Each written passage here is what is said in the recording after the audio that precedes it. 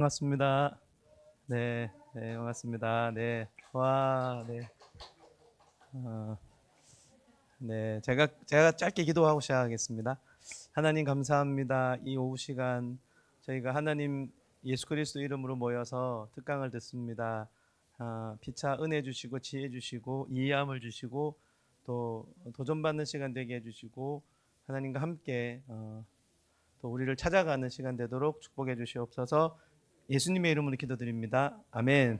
네, 네, 2주간 또 시간을 주셔서 여러분과 함께 나를 하나님 안에서 찾아가는 내용에 대한 이제 특강을 2주간 드리도록 하겠습니다. 어, 작년이었나요? 그 기질 특강 강의 기억나십니까? 예, 기질도 내가 누구인가에 대한 이제 내용이었지 않습니까? 이번 내용도 기질은 거의 없고요. 이제 좀 다른 측면에서 하나님 안에서 나를 찾아가는 이야기를 좀 드리겠습니다. 물론 그 내가 나를 찾아가는 방법이나 여러 가지 길이 있을 거라고 생각합니다. 그죠? 제가 2주간 드리는 말씀은 뭐 제가 생각하는 이제 부분이고 이런 데 대한 것도 같이 나누면 도움이 되지 않을까 싶습니다.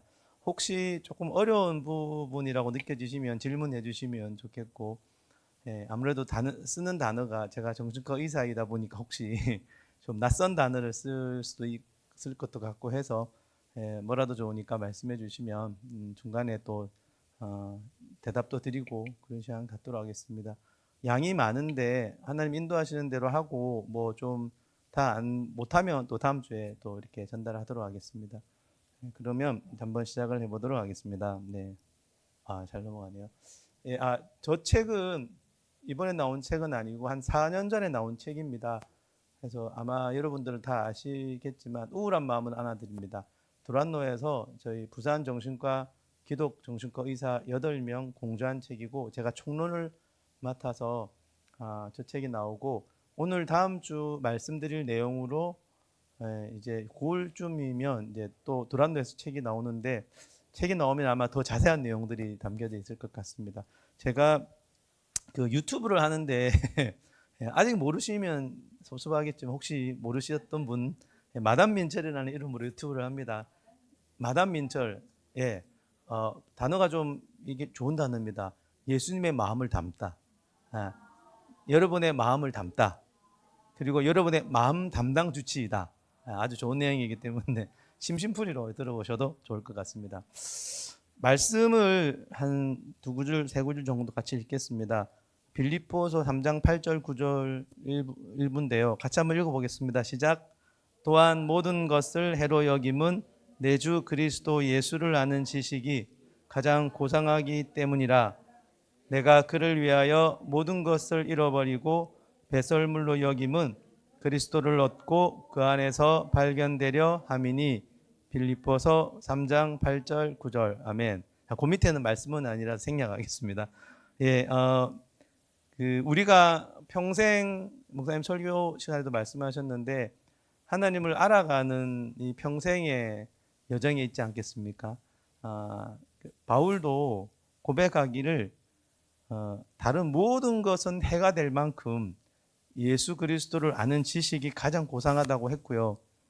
그뿐만 아니라 밑에 보시면 그 안에서 발견되기를 원했습니다. 바울은 하나님을 알아가고 하나님 안에서 발견된 나, 내가 다른 세상에서 발견되는 게 아니라 하나님 안에서 그리스도 안에서 내가 누구인지를 발견하는 게 사도 바울도 굉장히 중요하다고 생각을 한 것 같습니다.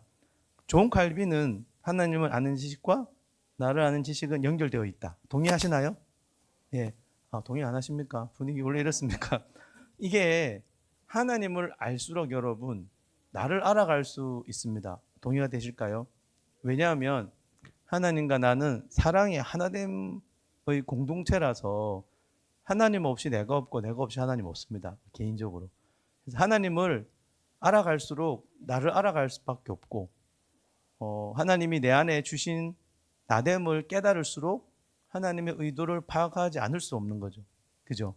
그래서 하나님이 기질은 태어날 때 우리에게 장착해 주신 거기 때문에 어, 여러분과 다른 나의 기질을 깨달아가면서 하나님의 섭리도 발견을 하고 나를 향한 하나님의 뜻도 분별을 하고 하나님 나를 어떻게 쓰실지도 깨달아갈 수 있듯이 하나님을 아는 것과 나를 아는 것은 동전의 양면이지 않을까. 존 칼빈도 그렇게 생각을 한 것 같습니다. 동의되실까요? 그래서 평생 하나님을 알아가는 애씀이 있듯이 저는 같은 쌍으로 하나님 안에 내가 누구인지도 평생 찾아가는 여정이 필요하다고 생각을 합니다. 여러분 하나님 안에 내가 누구인지를 아시죠? 그죠? 아시죠? 누굽니까? 여러분 도대체? 흔히 말하는 정체성, 여러분 도대체 누굽니까? 제가 너무 도전적입니까? 정체성 어떻게 정의하세요? 자기를. 우리가 교회에서 많이 배우기도 하죠. 나는 누구입니까? 오, 예. 아주 저기 정갈한 단어를 자식이다. 하나님의 자식이다. 아멘입니다. 저게 정답이죠. 하나님의 자녀.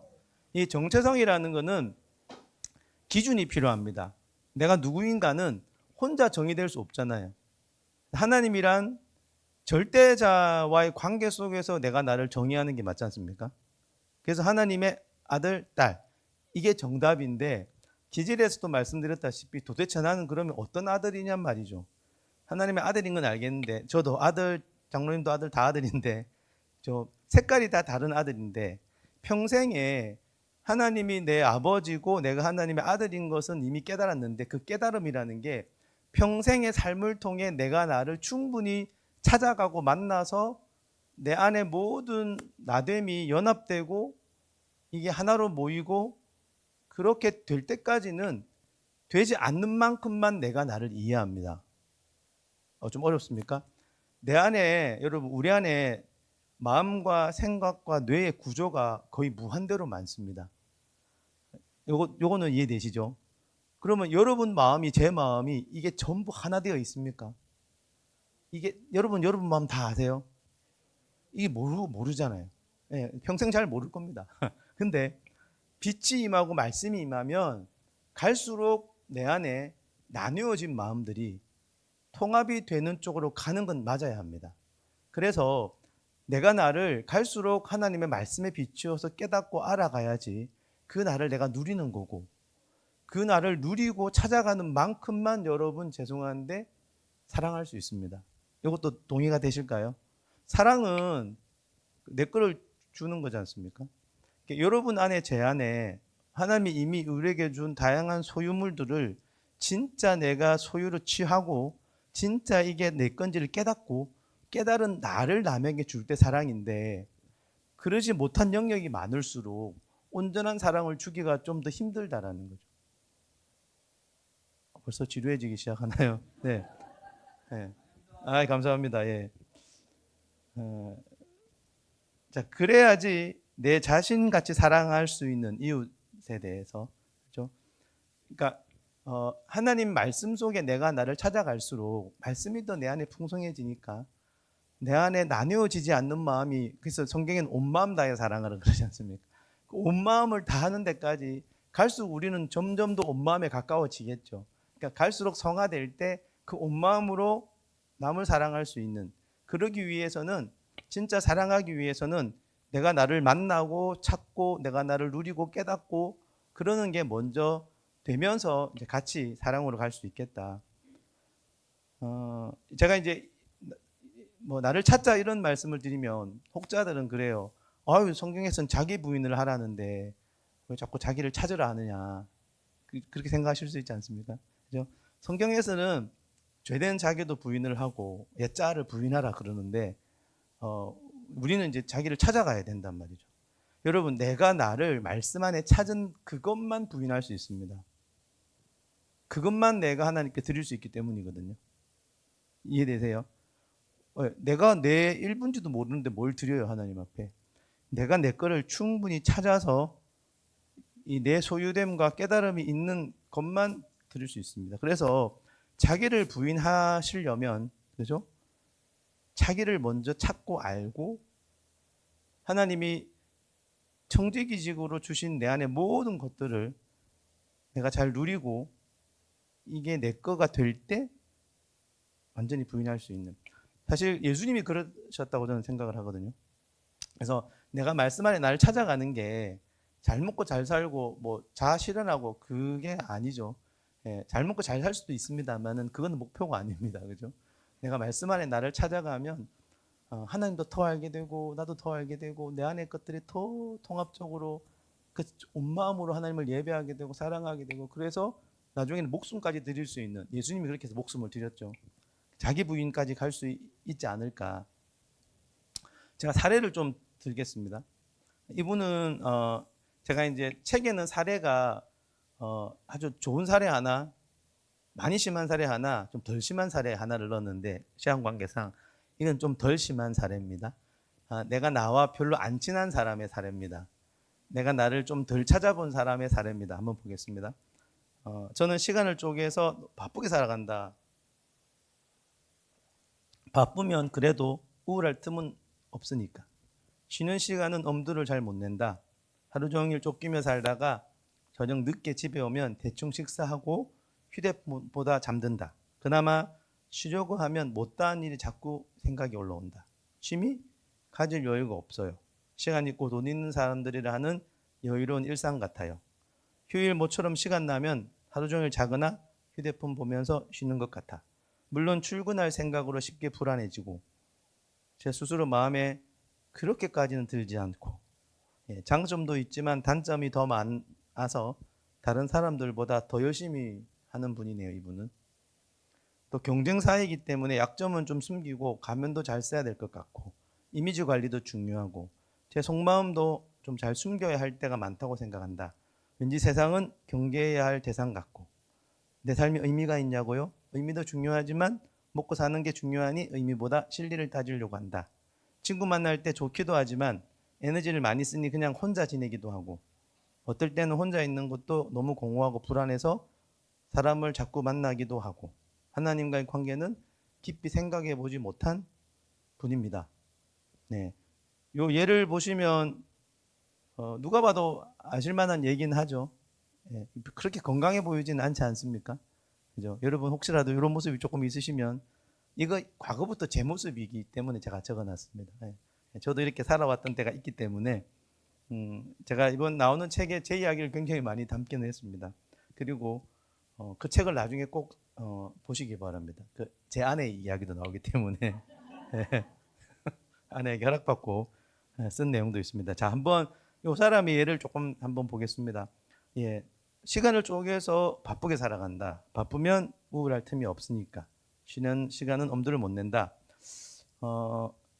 이런 분들이 다는 아닌데 왜 못 쉬냐면 가만히 있으면 자기가 느껴지거든요. 근데 자기랑 안 친하면 자기가 느껴지는 게 불편해요. 그래서 일 중독인 분들 중에 이런 분들이 많습니다. 멈추면 내 마음이 느껴져서 고통스럽기 때문에 내 마음 안 느끼고 싶어서 내가 나와 사이가 안 좋기 때문에 여러분과 사이가 좋으면 가만히 있어도 평안해야 되거든요. 자기가 자기를 만날 때 불안한 분들 중에는 모든 분들이 바쁜 모든 분들이 그렇지는 않습니다. 그렇죠? 예, 자기의 내면을 직면하면 힘들기 때문에 내면을 안 느끼고 싶어서 시간 쪼개어서 바쁜 분들도 있다는 거죠. 물론 좋은 이유로 바쁠 수 있습니다. 그죠? 바쁜 것 자체를 나쁘다고 보지는 않지만 바쁜 그 마음의 동기를 이제 보는 게 필요하죠. 의외로 여러분 두려운 마음이 많은 분들 중에 바쁜 분이 많습니다. 공허한 마음이 많은 분들도 바쁜 분이 많습니다. 그래서 멈췄을 때 불편하기 때문에 내가 나를 느끼기 때문에 내가 나와 친하지 않기 때문에 사랑의 동기 때문에 바쁠 수 있죠. 희생할 수도 있습니다. 그런 거는 동기가 다르죠. 건강한 동기도 잘 쉬기는 하셔야 되지만 이분의 경우는 건강한 동기가 아닐 확률이 높을 것 같아요. 바쁘게 살지 않고 멈추면 느끼고 싶지 않는 부정적 자기인식, 자기 비난, 나도 모르게 내가 나에게 말하는 그런 부정적인 메시지들, 감정이 올라오죠. 해결하지 못했던 여러 가지 불편한 감정들이 올라오기 때문에 쉬지 못한다. 그래서 바쁘면 우울한 감정을 덜 느낄 수 있기 때문에. 하루 종일 쫓기며 살다가 이제 그런 이유로 쫓기고 살다가 저녁에 오면 밥도 대충 먹고 휴대폰 보다가 잠이 든다. 좀 극단적인 얘기는 합니다. 예, 자기와 친하지 않는 사람들은 자기가 안 친하면 내가 어떤 존재인지를 모르기 때문에 나의 가치를 잘 몰라요. 그리고 자기 자신을 잘 존중하지 않습니다. 자기 관리도 잘 못합니다. 예. 핑계는 여러 되지만 내가 진짜 하나님의 눈에 내가 나를 볼 때 귀한 존재라면 저렇게 자기를 학대하듯 방치하지는 않겠죠. 일시적으로 바쁜 거는 괜찮을 수 있다. 아까도 말씀드렸다시피. 그리고 일시적으로 지치면 식사를 대충 할 수도 있습니다. 모든 식사를 대충 하는 분들을 말씀하는 건 아니죠. 예, 이런 생활이 늘 잘못된 것은 아닐 수 있지만 분별은 필요한 대목이라는 거죠. 뭔가에 쫓기는 삶은 자기 중심이 약해진 상태로 봐야 할 듯하죠. 여러분 그죠? 내가 뭔가에 쫓긴다라는 것은 삶의 주체가 내가 아니라는 거지 않습니까? 하나님이 말씀해서 하기 싫은데 갔다. 그것도 저는 문제라고 생각해요. 하나님 우리 싫은데 억지로 미는 분도 아니고 본인이 쫓기면서 하나님 탓한 것일 수도 있습니다. 내가 나와 친밀하지 않는 상태에서 친밀한 상태에서 하나님 말씀을 삶에 따라 삶의 주체가 되어야지만 뭔가 내몰리듯 사랑하지 않는 자기 사랑이 없는 그런 모습일 수 있겠죠. 별로 본인이 본인과 친하지 않을 수 있는 대목입니다. 그래도 잠시 쉬려고 하는데 자꾸 일 생각이 나는 거죠. 여러분 이 생각도 쉬는 게 중요한 거 아시죠? 생각을 생각의 그러니까 기질에 보면 사고형들은 생각이 원래 많습니다. 저같이 감정형들은 생각이 좀 없어요. 저는 생각 없을 때가 많아요. 참 행복합니다. 대신에 저는 감정이 이제 불안정하죠. 장단점이 다 따로 있죠. 사고형들은 생각이 많을 수 있고 한데 생각이 많은 게 나쁜 게 아니라 생각의 많은 내용 안에 쉬지 못하는 생각이 많을 때가 문제죠. 이분도 생각의 쉼을 못 가지는 분이네요. 그죠?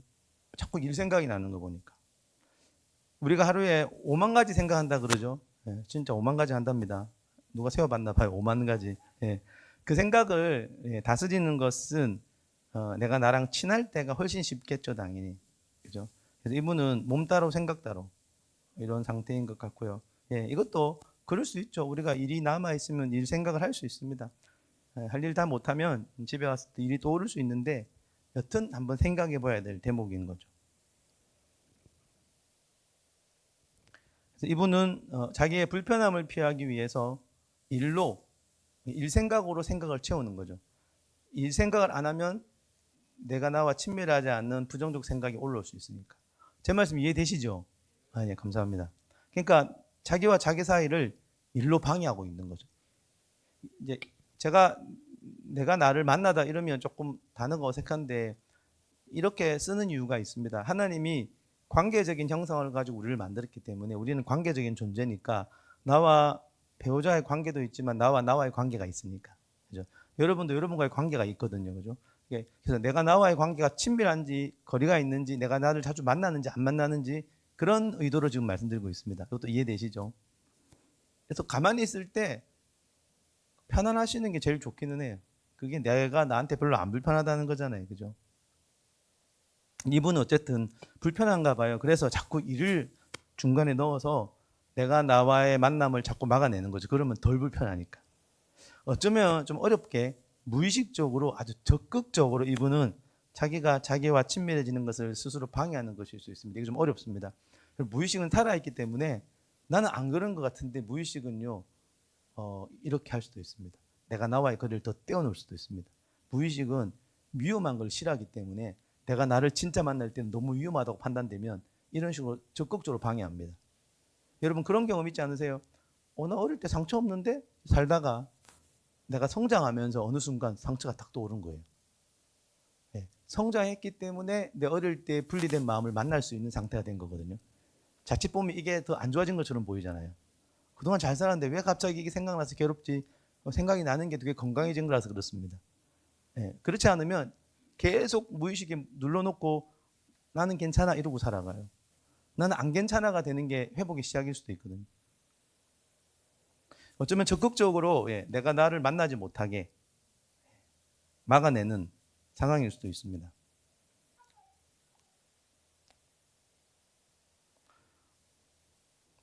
이게 내가 나 사이가 깨어진 사람들이 정말 고통이 많습니다, 여러분. 예. 제가 이제 진료를 보다 보면 너무나 많은 대부분이죠, 사실은. 자기와 자기가 깨어져 있으니까 자기와 남은 더 깨어지죠. 내가 나와 친밀할수록 남과도 친밀해질 수밖에 없지 않겠습니까? 내가 나와 나 사이에 들보가 많으면 내가 나랑 친하지 않는 거거든요. 근데 자꾸 나와 나 사이에 들보를 통해서 남을 보니까 남의 눈에 티 빼려고 그러고 막 그러지 않습니까? 그러니까 내 안에 들보가 없으면 내가 그렇게 내가 좋아요. 내가 그렇게 내가 좋으니까 내가 그렇게 제가 좋은 거예요. 부부 뜨끔하시죠? 저도 뜨끔합니다. 계속 이제 있으니까. 이제 이런 내용들은 조금 모범답안입니다, 그죠? 이런 내용들은 좀 이상적인 이야기입니다. 하지만 이런 걸 좀 이제 알고 생각해 보면 좋겠다는 거죠. 내가 내 안에 존재적 안정감을 누리지 못할 때 행위적 안정감을 얻기 위해 행위로 치우칩니다. 여러분, 존재가 평안하면 행위도 평안한데 존재가 스스로 안 행복하면요, 어떻게든 행위에 치우쳐서 행위를 통해 내가 좋은 느낌 갖고 싶고 행위를 통해 내가 괜찮게 보이고 싶고, 행위가 중요한데 존재가 기반이 없는데 행위만 있으면 이제 문제가 되는 거죠. 사상무각이 됩니다. 둘 다 중요하죠. 존재도 중요하고 행위도 중요한데 존재적 안정감의 기반이 먼저 있어야 행위적 탕월감이나 적절성도 이렇게 갈 수 있는데, 존재가 약하면 행위적인 완벽주의가 되기도 쉽습니다. 그러니까 왜냐하면 내가 나를 존재적으로 느끼니까 내가 이상해. 그러니까 자꾸 행위를 통해 괜찮은 걸 자꾸 입증하고 싶고 완벽주의에 쌓이고 성취주의에 가고 막 잘하고 싶고 성공하고 싶고 돈 많이 벌면 내가 괜찮다고 느끼게 되는 거죠. 천만에 만만에 삼천만에, 그죠? 아무 관계 없는 이야기입니다, 그죠? 3천만에. 자, 취미, 이분은 가질 여유가 없고 시간도 없고, 이분의 생각은 뭐예요? 돈 있는 사람이라는 거예요. 여러분 그렇게 생각하는 분 계세요? B입니다, B. 취미는 이제 기질에서도 말씀드렸는데 굉장히 중요한 활동입니다. 단순히 여가 누리는 것 이상입니다. 취미는 하나님 주신 나다움을 연습하고 찾아가는 시간입니다. 저는 중고등학교 아이들이 너무 많이 오는데요. 그 아이들의 건강 상태를 체크하는 몇 가지 질문 중에 취미가 있니 없니 하고요. 꿈이 있니 없니. 진짜 우울하고 애가 죽을 것 같이 왔는데 너 꿈이 있어? 그러면 커서 이거 되고 싶어요. 그게 굉장히 승산이 있습니다. 그리고 너 취미 있어? 그냥 음악 듣기 좋아해요. 만들기 좋아해요. 그게 굉장히 승산이 있습니다. 근데 진짜 힘든 애들 뭔지 아세요? 별로 안 우울해요. 꿈이 있어? 꿈 없는데요. 취미 있어? 그런 거 없는데요. 와, 그게 저는 또 위기가 느낍니다. 왜요? 살아온 삶이 거기 드러나거든요. 여러분 취미 있으세요? 예. 역시 할렐루야. 예. 예. 그러니까 취미 있는 분들은 굉장히 건강하실 확률이 커요. 예. 여러분 꿈도 있으시죠? 네. 꿈은 우리 언제까지 있어야 되는 거 아닙니까? 네. 자, 본능적으로 끌리는 일이 취미가 잘 됩니다, 사실은. 취미는 억지로 만들기가 좀 쉽지는 않습니다. 여튼, 다음에 기질에 대한 또 이야기를 드리면, 기질에 맞는 취미를 찾으면 그렇게 행복해요. 예. 저는 운동하는데 그렇게 행복하지는 않습니다. 요즘 운동을 열심히 하려고 하는데, 살려고 하지, 운동이 그렇게 제 안에 막 취미로 다가오진 않는데, 안에는 완전 반대거든요. 그러니까, 이거는 누가 시킨다고 되는 게 아니지 않습니까? 취미는 하나님 주신 나다움을 굉장히 극대화시키는 이제 활동이 되는 거죠. 왜? 취미는 내 기질과 본능에 맞는 취미는 몰입하게 만들거든요. 저는 강의할 때 그렇게 좋습니다. 이게 제 취미입니다. 강의할 때는 완전 제가 몰입을 하거든요. 이게 강의할 때 저처럼 좋아하지 않으면 루저는 아니죠. 다 다르니까. 저는 그렇게 저를 깨닫고 발달시키는 거고, 그래서 이분은 그런 게 없는 걸 보면 좀 걱정이 되는 거죠. 휴일은 이제 시간 나면 하루 종일 잔대요. 휴대폰 보면서 쉬는 것 같다고 하십니다. 여러분, 내가 나와 거리가 멀수록, 여러분, 거리가 멀다는 말은 그 안에 뭐가 있는 거냐면 부정적인 게 있어서 그렇거든요. 그러니까 내 안에 부정적인 게 많을수록 나와 나 사이는 거리가 멉니다. 그럼 부정적인 게 많으면요, 그거 처리하기 위해서 에너지를 거기다 너무 써요. 여러분, 그거잖아요. 내가 나와 편안하면 힘쓸 게 없이 가만히 있으면 되는데, 나와 나 사이에 불이 있으면 이 불을 어떻게든 안 느끼고 싶어서 누르거나 여기 에너지를 많이 써요. 그러니까 되게 쉽게 필요해집니다. 냉담해집니다. 자기와 친하지 않는 그 관계가 더 에너지가 많이 드는 거 아시죠? 여러분, 친한 사람 만나면 에너지를 얻고 안 친한 사람 만나면 에너지를 쓰지 않습니까? 그죠? 부부끼리 쓰시면 안 되는데 에너지가 다 와야 되는데, 예, 그만큼 이제 잘 필요해질 수 있는 거죠. 예, 친한 분과는 힘이 받는 반면 사이가 안 좋은 분에게는 에너지를 써야 되기 때문에 엄청난 피곤이 몰려오듯이 내가 나와 안 친하면요 별일 안 해도 지칩니다. 그냥 내가 나를 느끼는 것만으로도 지쳐요. 그래서 이런 분들이 심해지면 우울증으로 가잖아요. 그 우울증인 분들이 많은 경우 외부의 원인이 별로 없습니다. 내부에 그냥 아무 일도 없는데 우울해요. 그 마음이 이미 우울해진 거죠. 내가 나를 싫어하고. 이렇게 물어보면 청소년이든 어른이든 그래요. 혹시 본인이 마음에 들어요? 아니요. 그럼 장점 몇 개, 단점 몇 개인 것 같아요? 단점 8개요. 장점 잘 모르겠어요. 이런 분들이 훨씬 많습니다. 청소년들도 되게 많습니다. 자기를 자기가 안 좋게 보는 거죠. 안 친하니까. 하나님의 눈으로 내가 나와 친하면요. 그렇게 내가 사랑스러울 텐데. 라고 생각 들지 않으세요? 하나님 눈으로 내가 나를 보니까. 그죠? 여러분 너무 좋아 죽겠죠? 네, 네. 그래서 이제 우스갯소리로 이제 유치한 점수를 매기지 않습니까? 너한테 몇 점 줄래? 애들한테 많이 물어보거든요. 어른들한테도 물어봅니다. 양심적으로 제가 제게 100점은 잘 안 줍니다. 그죠? 저도 양심이 있으니까. 뭔가 연약함이 있어서 뭐 일부러 깎기도 하는데 저는 저에게 100점 주고 싶습니다. 그러니까 온전해서가 아니라 그거 아시죠? 여러분 그 약점도 완벽한 모습 중에 하나란 거. 네, 왜? 하나님이 그렇게 만들었으니까. 하나님이 그렇게 만들었으면 그건 완벽한 거지 않습니까? 아닌가요? 여러분 안에 제 안에 단점이 있지 않습니까? 왜 없겠습니까? 그죠? 저는 말실수 이런 거 진짜 많이 하는데, 그죠? 그것이 있어도 저는 온전한 사람이지 않습니까? 그죠? 왜 하나님이 그렇게 딱 만들었으니까. 그죠? 죄 빼고는 다 온전하지 않습니까? 그죠? 네. 그러니까 100점을 줄 수 있다고 저는 생각을 합니다. 100점을 잘 주는 분들은 거만하지는 않습니다. 네. 100점을 준다라는 것은 자기가 완벽하다고 생각하는 게 아니잖아요. 자기를 주님의 눈으로 수용하는 거지 않습니까? 그마저 있는 에너지를 자기를 괴롭히는 무의식적 정서나 생각을 누르는 데 쓰기 때문에 외부의 에너지 쓸 힘이 없다. 아까 말씀을 드렸죠. 그러니까 하루 종일 무력한 상태에서 자기를 방치하듯. 쉼이라는 것은 재충전, 창조적인 시간이어야 되는데 휴대폰만 보고 있으면 그럴 수 없겠죠. 출근 생각하면 쉽게 불안해지는 것도 늘 지쳐 있는데 출근 생각을 하면 암담하죠. 가뜩이나 에너지 없는데 겨우 마음 잡고 있는데 그 다음 날을 생각하면 이제 너무 아찔해지고요. 그래서 온갖 부정적 상상을 합니다. 나는 잘 못할 것이야, 큰일 날 것이야, 제대로 해낼 수 없어. 그런 예측하는 부정적 생각. 여러분이 그 걱정이 있을 수 있다고 생각은 하는데 걱정 없는 사람은 없으니까 너무 과하다든지 너무 자기를 지치게 만들다면 너무 무의식적으로 본인이 본인과 친하지 않을 수도 있지 않을까라는 생각도 한번 해보시면 좋겠습니다. 예, 외부의 문제도 있지만 그것보다는 내부가 나와 내가 친하지 않으니까 내 마음은 약할 수밖에 없죠. 분열된 상태로 있으니까 힘이 없으니까 다른 사회적 기능 감당 어렵습니다. 물론 정상적인 사람도 월요병이 있을 수 있습니다. 그죠? 어쨌든 이런 부분들이 다 뭐 문제는 아니지만 한번 말씀 앞에 잘 생각해 볼 필요가 있습니다. 자기가 마음에 그렇게 안 든대요. 자기 혐오까지는 않지만 그렇다고 자기가 그렇게 좋은 것도 아닌 상태도 문제가 있습니다. 의외로 많은 분들이 이렇게 생각을 해요. 여러분도 그러시지 않을까요? 나쁘진 않은데 그렇다고 썩 그렇게 마음에 안 들고, 그죠? 여러분이 여러분 마음에 안 들어하는 그 한번 생각 찾아보세요. 대부분 거짓말입니다. 여러분이 마음에 안 들다고 하는 이유가 있을 거 아니에요. 그거 글로 써보세요. 대부분 거짓말입니다. 대부분 세상에서 준 생각입니다. 하나님이 나를 마음에 들어 하시는 거 아시죠? 우리를 보면 예수님이 보인답니다. 하나님이 정말 나를 좋아하신답니다. 서반자서는 기쁨을 이기지 못한다고 그러니까. 자, 여기서 죄를 기뻐한다 이건 아닌 건 아시죠? 그걸 이야기하고 있는 건 아닙니다. 근데 내가 나를 볼 때 내가 그렇게까지 마음에 안 든다. 그 사이에 불순물이 많은 거죠. 굴절된 시각으로 나를 보니까 내가 당연히 하나님 눈으로 보지 않으니까 안 사랑스럽죠.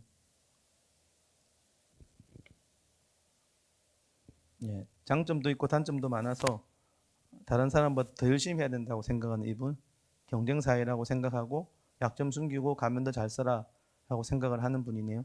그러니까 자기가 자기를 알수록 열등감 사라집니다. 그죠? 열등감이라는 게 열등에서 오는 느낌이 아닙니다. 자기를 안 좋게 보는 부정적인 느낌이잖아요. 저는 사고적인 능력은 원 목사님보다 상당히 열등합니다. 동의가 되시나요? 사회생활 잘하시네요. 네, 저는 그렇거든요. 저는 사고적인 기능은 원 목사님보다, 물론 미모는 제가 좀 나을 수 있는데 사회적인 기능은 그것도 동의 안 하시네요. 네. 목사님보다 제가 사고적인 능력이 떨어져요. 그러면 제가 목사님께 열등감을 느낄까요? 그럴 필요 없다는 거죠. 제가 더 잘하는 것도 있을 수 있잖아요. 예, 서로가 하나님 주신 재능이 다르니까. 근데 열등감은 이제 그런 거죠. 그죠? 비교해서 얻는 마음이니까. 그러니까 자기가 자기를 모르면 열등감이 더 많아집니다. 단점이 장점보다 더 많다는 시각은 대표적 거짓말입니다. 비슷하게. 저도 단점 5개, 장점 5개. 임미혁 원사님도 5개, 5개. 저 50개, 50개, 50개, 50개. 그죠? 제가 아주 존경하는 여러분들이 많지만은, 예를 들면 이제 교보제니까 우리 고장모님 성격 너무 좋아 보이지 않습니까? 단점도 그만큼 있으시다니까요. 네, 어쩔 수 없다니까요. 네, 네. 그래서 다 비슷한데, 그러니까 이제 뭐 기질 이론에서는 이 약점은 이제 성장의 재료로, 성숙의 재료로, 겸손의 재료로 쓰고, 강점은 이제 달란트를 통해서 이제 능력을 발휘하는 재료로 쓸 수 있는데, 이걸 이제 자기매김을 잘해야지 자칫 비교하거나 그래서는 이제 열등감에 빠지죠. 그래서 어떤 사람도 단점이 장점보다 더 많거나 그럴 수는 없다. 하나님은 딱 맞게끔 달란트와 약점을 주셨다. 자기가 단점이 많다고 생각하는 분들은 비교하는 습관이 있을 수 있겠다. 사단의 전략이다. 하나님은 각자 고유의 아름다움을 주셨죠. 비교하는 순간 고유의 아름다움 날아갑니다. 그죠? 그래서 비교의 함정에는 우리가 안 빠지려고 하시는 거 잘 알지만 자꾸 빠지죠. 그래서 이제 우열의 관점으로 보면 성경적 천국 관점은 아니라고 생각을 합니다. 그렇죠? 그래서 그러니까 이제 그런 분 중에 어떤 분은 경쟁하고 살아가요. 그렇죠? 모르겠습니다. 세상에서 경쟁이 필요하다고 하는데 저는 동의가 안 됩니다. 결국은 경쟁이 되지만 경쟁하려고 살아가지는 않지 않을까 싶어요. 내가 나보다 강한 자의 피해를 입을 것처럼 생각하며 강한 자를 피하는 분, 또는 자기보다 약한 자를 누르는 분, 이렇게 써놓으니까 아닌 것 같지만 여러분 무의식적으로 이런다는 게 문제예요. 이게 의식적으로 글로 써놓으면 나는 아닌 것 같은데 무의식적으로 이러고 살아가는 우리의 모습이 되게 많을 수 있어요. 저도 있으니까 이런 말씀 드리겠죠. 저도 순간 누굴 무시하고 있더라고요. 제가 잘났다는 거죠. 그죠? 더 강해져야 한다고 생각하는 그 마음 밑바닥에는 당연히 열등감이 깔려 있습니다. 그러니까 자꾸 강해지려고 하죠. 내가 나를 하나님 눈으로 충분히 괜찮다고 보면 못하면 어떻고 더 잘하면 어떻고, 잘하면 주님 주신 달란트 남기는 거고, 못하면 그건 내 달란트가 아닌 거고, 그럼 못하는 부분은 배우자에게 부탁하고 하면 되는 거고, 그래서 그저 기질 이론에서 퍼즐을 맞춰가는 거고. 그래서 세상을 경쟁의 구도로 본다, 이건 좀 문제가 있겠다. 그러니까 안정감이 사라지죠. 경쟁해야 되니까. 그러니까 늘 두려워하죠. 두려움. 경쟁하는 순간 두려움이 생기지 않습니까? 저는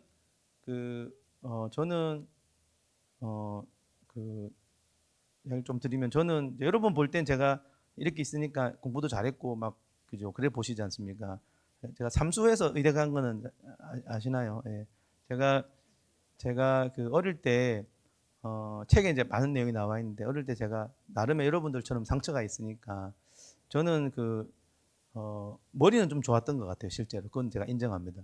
근데 제가 초등학교 때까지는 공부를 안 하니까 중학교 때부터는, 제가 이야기를 드렸나 몰라요. 중1 올라가면 처음이니까 죽도록 공부해서요, 반에서 한 5등을 합니다. 잘했죠. 그럼 그 시험 이후로 공부를 아예 손을 딱 놔요. 중학교 1학년 말까지 공부를 1도 안 합니다. 왜요? 다시 그렇게 완벽하게 할 자신이 없어서 외면하고 사는 거죠. 그럼 중1 말에 가면 몇 등 할까요? 50 몇 명 중에 40 몇 등 합니다. 꼴등 안 해요. 중2 올라가면 다시 또 죽도록 합니다. 또 반에서 한 5등을 해요. 그럼 또 중2 말에 가면 또 꼴등 근처에 머물고 있어요. 중3 똑같이, 고1 똑같이, 고2 똑같이, 고3 똑같이, 재수 똑같이. 이게 미치는 거예요. 그래서 처음만 열심히 해야지 나머지는 두려워서 도저히 대고 공부를 못하는 거예요. 두려워서. 재수 끝나고 이제 그때까지 하나님 저를 키우신 거죠. 삼수를 딱 하게 되는데 이제 이래서는 안 되지 않습니까? 삼수 때 고쳤어요. 그래서 겨우 의대를 갔습니다. 저 때는 의대가 좀 쉬웠거든요. 안 믿겠지만. 아, 예. 뭐 그래서 그 저 또한 그 뭐 하여튼 이런 말씀을 제가 왜 했는지 모르겠는데 그 왜 했는지 모르겠네요. 네. 이 보세요, 제 보세요. 이렇다니까요. 네. 그렇죠. 예. 제가 정신과에 지금 매일 가고 있습니다. 매일. 네. 무슨 말씀을 드리려 했는데 이렇습니다. 네. 하여튼 그래서 사회를 예, 하여튼 경쟁적으로 본다. 그래서 안정감이 사라지고 두려워한다. 생존은 하나님이 성경은 생존을 하나님이 책임진다고 여러 번 말씀하시는데 생존은 이 사람은 자기에게 책임이 있다고 생각을 하는 것 같아요. 그래서 하나님 주신 시간을 생존에만 치우치는 거죠. 1차원적인 삶을 살아갑니다. 그러면서 늘 실패감이 압도당한 마음도 고소하고 왜? 성공 실패로만 인생이 나눈다고 생각을 하니까 그래서 어떤 분들은 늘 실패자의 위치에 자기를 두고 어떤 분들은 늘 자기가 성공자의 위치를 둘 뿐이죠. 그렇죠? 남을 무시하거나 남을 부러워하거나 시기하거나 그런 모습은 우리 안에 내가 나와 친하지 않다라는 증거가 됩니다. 자, 이분은 이미지 관리를 되게 중요하게 여깁니다. 그죠? 속마음도 숨깁니다. 보이는 게 중요하다 생각하시는 분 같아요. 세상은 경계해야 될 대상으로 생각하네요.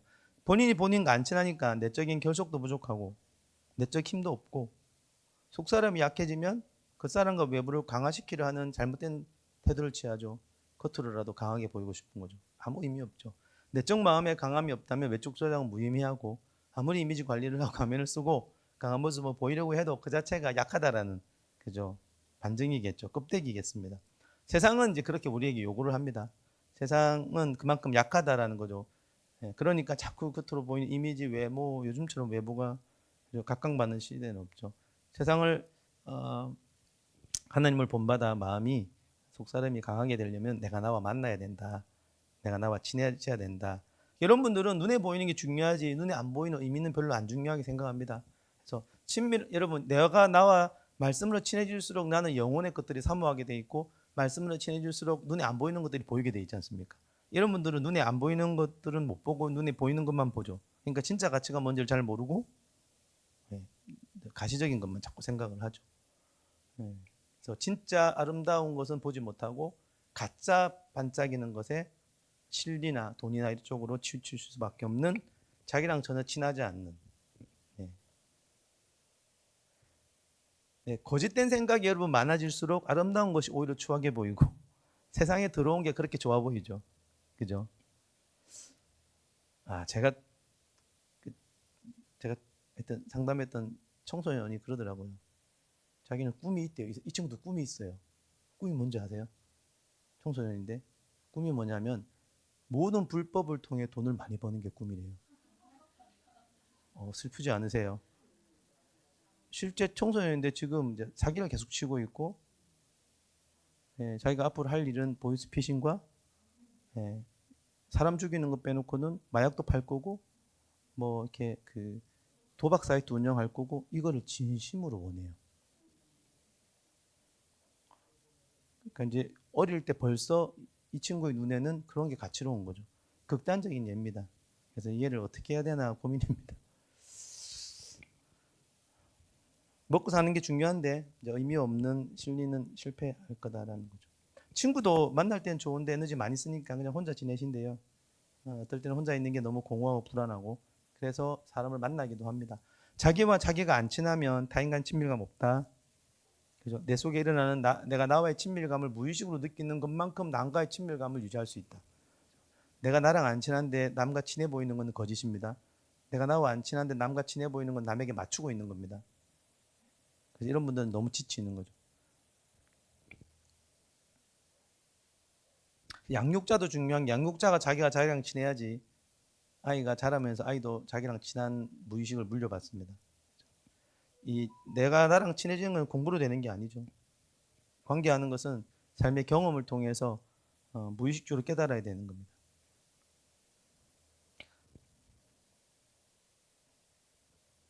하여튼 반복되는 이야기입니다. 그리고 내가 나랑 안 친하면요 무의식적으로 타인도 나를 거리를 둘 거라고 짐작합니다. 내가 내가 마음에 안 들면 저 사람이 내가 이상한 존재인 걸 깨달아서 나를 이상하게 볼 거라고 생각하는 사람이 되게 많습니다. 그래서 어디 사람 많은 데 가면 눈치를 봐요. 저 사람들이 나를 보면 내가 이상한 걸 알 텐데 그래요. 애나 어른은 다 그래요. 어떻게 알겠습니까? 그러니까 지 마음을 투사하는 거죠.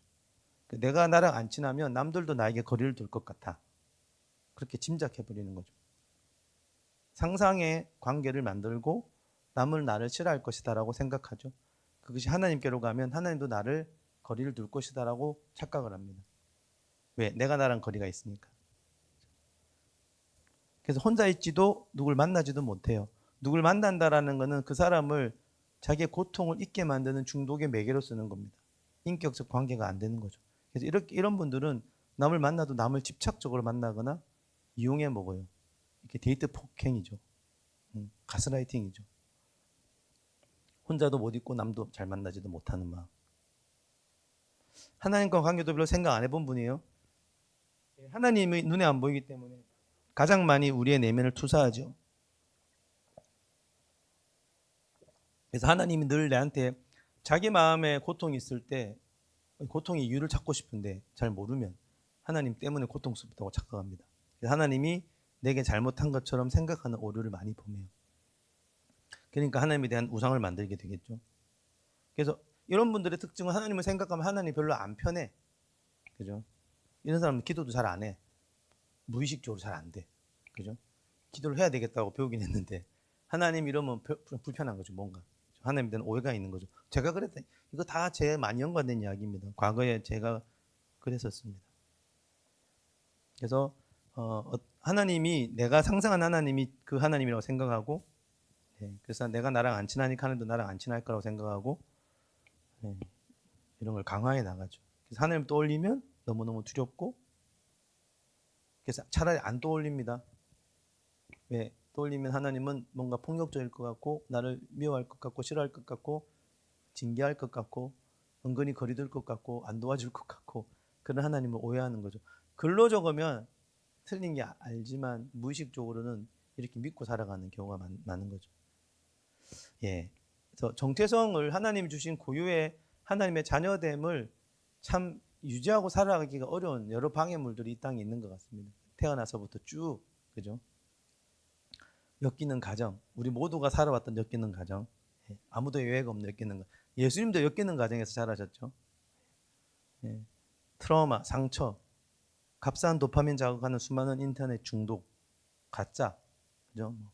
이런 시대의 문화적 흐름, 외모 중심 중독이 요즘 좀 심하죠. 중독이 물질, 셀 수 없는 가짜, 이런 것들을 어릴 때부터 초등학교 의대반 있는 거 보면 말 다 했죠. 그것만 있겠습니까? 공부 때문에 애를 잡는데, 그죠? 네, 하여튼 그러면서 진짜 아이가 자라야 될 때 자라지 못한 아이들이 요즘 많이 성인이 되는 것 같습니다. 그러다 보니까 내면은 늘 공허하고 기형적이고 자기가 누군지를 모르고, 늘 목마르고, 그래서 두렵고 목마르고 위축되니까 중독에 더 빠지고, 그래서 가짜를 더 섭취하고 더 목마르고 바닷물 섭취하듯이 계속 그러고 있는데, 그리스도인들도 예외는 아닙니다. 제가 이거를 강의 때 말씀드린지 모르겠는데, 저는 제가 이제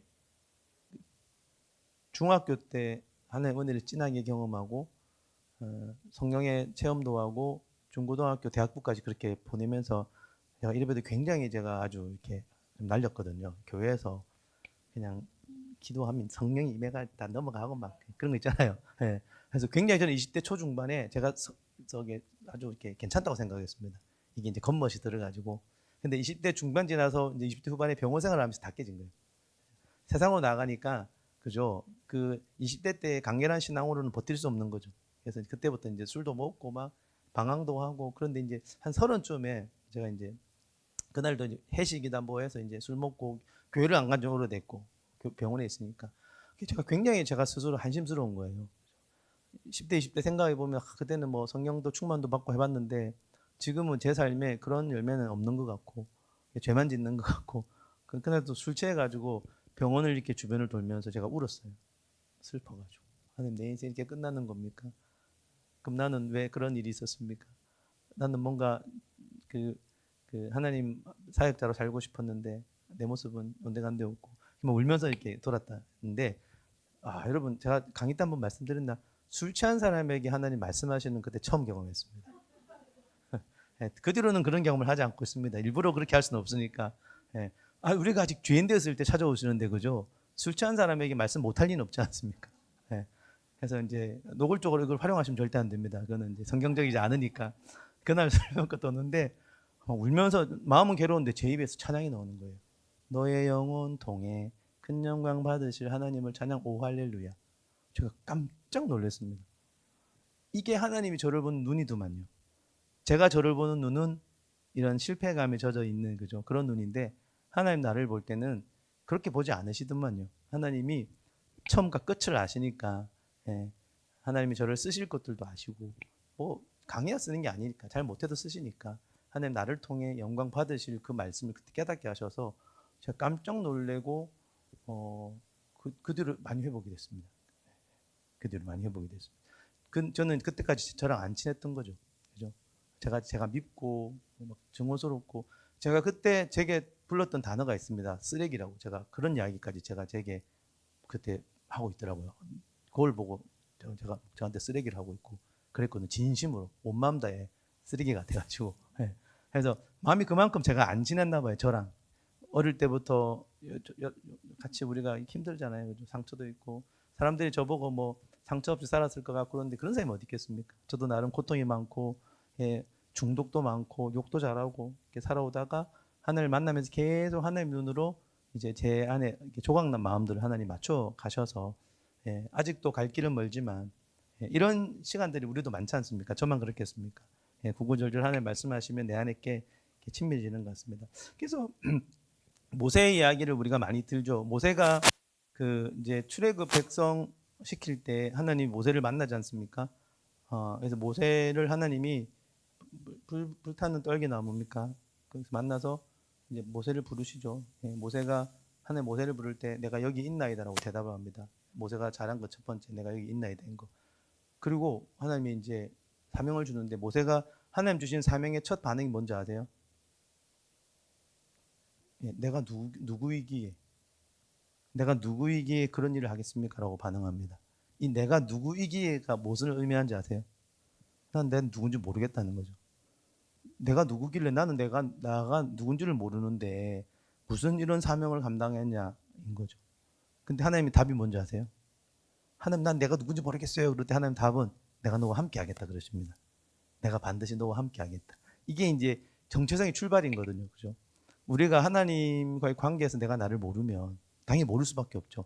하나님과의 관계에서 정체성이 깨달아져야 내가 누구이고 어디로부터 왔고 어디로 가고 가치가 뭐고 이걸 어떻게 하는지를 깨닫는데 하나님과 만남이 없으면 사명도 모르고 존재도 모르고 가치도 뭔지를 모르는데 하나님이 자기가 누군지를 모세가 80년 동안 태어날 때는 히브리 노예 그죠? 그리고 버림받고 그다음에 공중에서 키우고 그때는 왕조 40여는 사람을 죽인 살인자 그 뒤에는 도망자 그 뒤에는 이방인에서 나그네 그 불법 체류자 그래서 80년 산 거 아닙니까?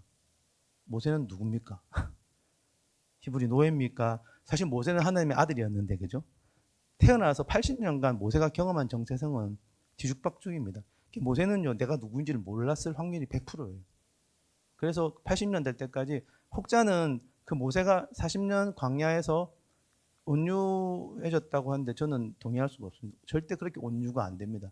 80년 동안 죽도록 고생했는데 무슨 온유가 나옵니까? 온유는 이 산에서 하나님을 만나고 모세가 그 다음부터 만들어지는 게 온유라고 생각을 하게 돼요. 왜? 고난은 우리를 온유하게 못 만드니까 하나님 함께 할 때만 그 고난의 재료가 되어서 성품이 다루어지지 않습니까? 그러니까 모세는 자기가 자기를 누군지를 정말 혼란스러웠던 것 같아요. 마지막에는 목동으로 이렇게 했지만 이방에서 그죠? 오죽 그랬으면 모세가 자기 아들 이름은 뭐라고 그랬죠? 모세가 아들 이름을 요즘 죄송합니다. 요즘 단어가 안 떠오릅니다. 제가 나이도 젊은데 모세 아들 이름이